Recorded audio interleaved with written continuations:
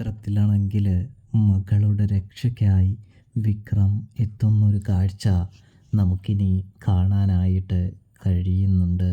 പ്രേക്ഷകരെ, കൂട്ടുകാരെ, തരുണാണെങ്കിൽ മോളെയാണെങ്കിൽ വേറൊരു വീട്ടിലേക്ക് മാറ്റുന്നൊരു കാഴ്ച കാണാൻ കഴിയും. അവിടെ സംരക്ഷണത്തിനായിട്ടാണ് ബോഡി ഗാർഡിനെ പോലെ വിക്രത്തെ നിയമിക്കാനായിട്ട് പോകുന്നത് എന്ന് കാണാം. അങ്ങനെ ആൻഡ്രൂ സാറാണെങ്കിൽ വിക്രത്തോട് ഇതിനെക്കുറിച്ച് സംസാരിക്കുന്നുണ്ട് എന്ന് കാണാം.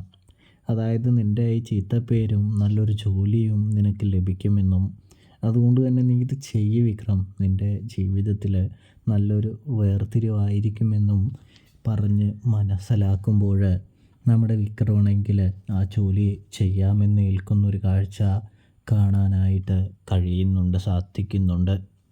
ഇതേ സമയം വീട്ടിൽ വന്ന് അച്ഛനോട് പറയാനാണ് കുറച്ച് പ്രയാസമെന്ന് കാണാൻ സാധിക്കും. അച്ഛനോട് കാര്യം പറഞ്ഞ് മനസ്സിലാക്കുന്നുണ്ട്.